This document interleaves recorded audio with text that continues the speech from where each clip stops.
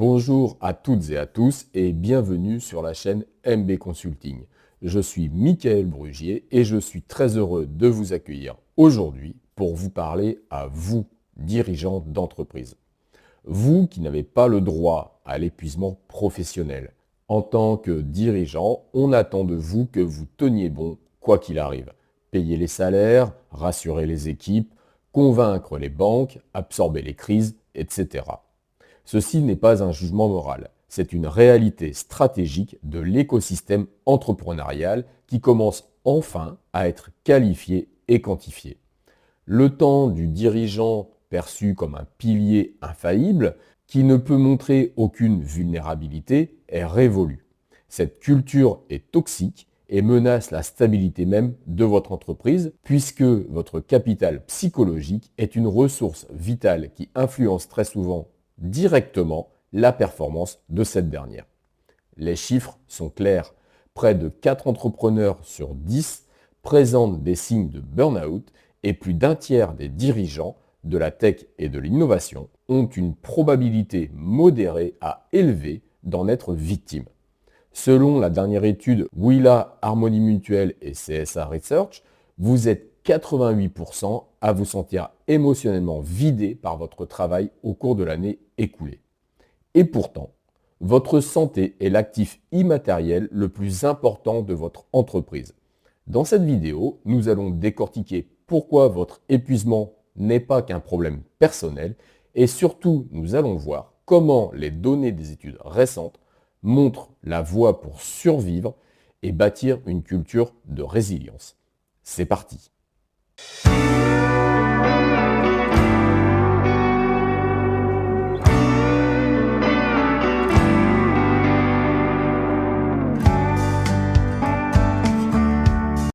Pourquoi parler de droit au burn-out est-il stratégiquement inapproprié?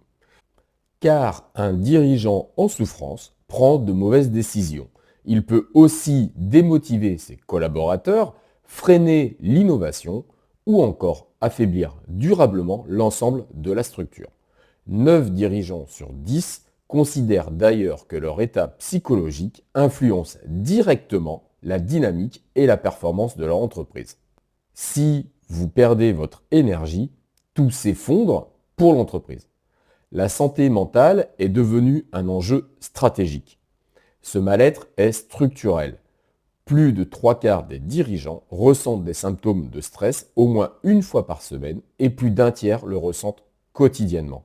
De plus, la proportion de dirigeants se déclarant en bonne forme psychologique baisse, tandis que les symptômes de l'anxiété et des réveils nocturnes augmentent.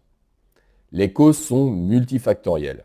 La charge de travail est citée par 62% des dirigeants, la gestion des ressources humaines par 51% et la pression des résultats financiers par 43%. En parallèle, environ 2 dirigeants sur 3 travaillent plus de 50 heures par semaine tout en ressentant cette pression psychologique, même pendant leur période de repos. Malgré cela, 85% se disent en bonne santé. Le dirigeant est perçu comme le pilier qui ne doit jamais flancher, surtout dans les TPE et les PME, où l'entreprise repose principalement sur ce dernier, et où reconnaître sa fatigue peut être vécu comme une menace pour sa légitimité. En réalité, il s'agit d'une forme d'hypervigilance chronique qui épuise les ressources. Pour rappel, le tissu économique français est très majoritairement représenté par des TPE et des PME. Cette surcharge se manifeste physiquement avec des troubles du sommeil, des douleurs chroniques, voire même des problèmes cardiaques. Pour être plus précis sur les effets d'un sommeil insuffisant, je me permets de rappeler que cela nuit aux fonctions exécutives, à la concentration et à la tolérance au stress. Or, 71% des dirigeants dorment moins de 7 heures par nuit en semaine et près de la moitié ne dorment que rarement ou jamais suffisamment. En ce qui me concerne, j'ai accompagné un dirigeant durant un peu plus d'1 an et qui a retrouvé des nuits correctes. Depuis 10 ans, il ne dormait que 5 heures par nuit. Aujourd'hui, il a finalement retrouvé une durée de sommeil plus correcte, d'environ 6 à 7 heures, même s'il y a des rechutes. D'autre part, afin de tenir, certains peuvent avoir recours à des béquilles dangereuses comme la consommation d'alcool ou la consommation de médicaments contre l'anxiété et la dépression, même si cela reste marginal. Ce qu'il vous faut comprendre, c'est que toutes ces altérations d'état influencent votre lucidité. Si le danger est si évident, alors pourquoi l'action est-elle limitée? Eh bien, je dirais car la culture entrepreneuriale valorise la résilience et la surcharge de travail, intégrant cette fragilité mentale comme une norme, et le dirigeant est souvent associé à l'image d'une sorte de super-héros invincible. Près de 2 tiers des dirigeants estiment que consulter un professionnel reste tabou par crainte d'être jugé ou de perdre leur crédibilité. Ce tabou mène à l'isolement. Les dirigeants n'osent pas exposer leurs difficultés de peur d'envoyer des signaux négatifs aux investisseurs ou aux collaborateurs. Ce besoin de constamment afficher une image positive renforce le sentiment de solitude. En cas de difficulté, 83,5% disent se tourner d'abord vers leurs proches, mais moins d'1 sur 5 consulte un professionnel de santé mentale. Dans les petites structures, cet isolement est encore plus marqué en l'absence de relais interne comme un DRH ou un DAF. Et la peur de l'échec est vécue comme un effondrement personnel. L'autocensure est forte. 65% des entrepreneurs avouent ne s'être jamais informés sur la charge mentale.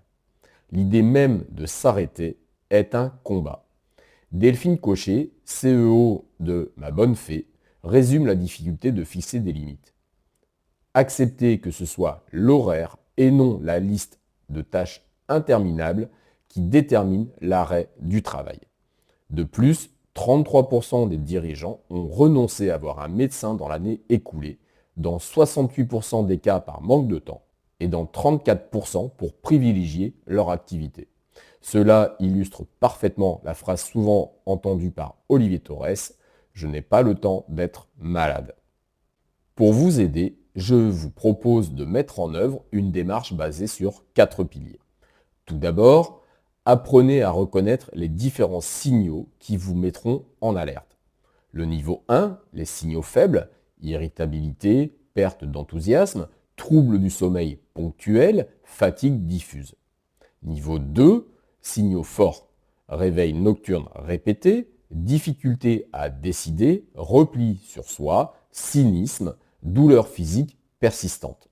Niveau 3, signaux critiques, perte de sens, idée de tout arrêter, isolement. Pensée suicidaire à traiter évidemment comme une urgence absolue. Ce ne sont pas des fragilités, ce sont des indicateurs de tableau de bord au même titre que votre trésorerie ou votre climat social. Puis, si vous ne pouvez pas vous permettre le burn-out, vous devez faire de votre santé mentale une priorité au même titre que votre stratégie commerciale. Savoir lâcher prise et déléguer. D'une part, vous devez apprendre à accepter que votre to-do list ne sera jamais terminée, et d'autre part, que vous ne pouvez pas être sur tous les fronts. La délégation et le co-développement sont essentiels pour alléger la charge. Savoir où fixer des limites est important. 66% des dirigeants travaillent plus de 45 heures par semaine. En sachant dire non et en sachant prioriser en utilisant par exemple une matrice d'Eisenhower, vous pourrez distinguer l'urgent de l'important. Adopter des pratiques de bien-être. Vous pouvez intégrer des pratiques régulières comme la méditation ou l'activité physique qui sont d'excellents régulateurs de stress. Vous pouvez aussi aller vous balader, profiter de la nature, ainsi que vous fixer des horaires de coucher et de lever.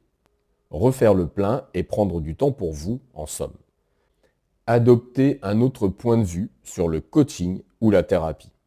Vous devez cesser de voir la consultation comme un aveu de faiblesse ou une perte de temps. Au contraire, chercher des solutions est un signe de bonne santé mentale. Un accompagnement psychologique est un investissement stratégique sur la pérennité, car un dirigeant mieux armé est plus lucide et résilient. Ensuite, La survie passe par un changement de culture et la gouvernance de l'entreprise. Pour faire cela, vous pouvez intégrer la santé mentale à votre gouvernance, par exemple. Le sujet doit être abordé de façon formelle. Il ne doit plus être une simple case à cocher, mais quelque chose dont vous vous souciez réellement pour vous et vos collaborateurs. Promouvoir l'équilibre vie pro-vie perso. Attention, l'équilibre est personnel. Chacun a son propre équilibre et celui-ci peut fluctuer. L'important est d'être à son écoute afin d'être aligné personnellement. Structurer le soutien. Mettez en place des dispositifs de soutien psychologique, accessibles et confidentiels, ou encore des sessions de co-développement pour partager des problématiques entre collaborateurs, par exemple. Accepter la vulnérabilité. Un dirigeant qui ose parler de ses difficultés envoie un message clair à ses équipes. Prendre soin de soi est une force, pas une faiblesse. Enfin, vous pouvez utiliser les ressources existantes pour demander de l'aide, comme mobiliser les pairs. La pair-aidance, c'est-à-dire le soutien entre entrepreneurs, est une ressource à développer. Des dispositifs existent déjà, comme l'APESA, l'aide psychologique aux entrepreneurs en souffrance aiguë, qui travaille avec les tribunaux de commerce. Vous pouvez aussi rejoindre des réseaux de chefs d'entreprise afin de sortir de l'isolement ou encore des groupes de parole. Demandez un soutien aux professionnels de l'accompagnement. N'hésitez pas à faire part de votre besoin d'accompagnement, notamment par le coaching ou la thérapie. Bénéficiez d'un suivi médical préventif. Près de la moitié des dirigeants se disent favorables à l'instauration d'une obligation légale de suivi médical préventif, reconnaissant que cela pourrait être un filet de sécurité pertinent. N'oubliez pas, vous n'avez qu'une seule santé. Non, le système ne vous accorde pas le droit au burn-out, il vous pousse à tenir coûte que coûte. Pourtant, votre entreprise n'a pas besoin d'un héros épuisé, mais d'un dirigeant lucide et qui dure dans le temps.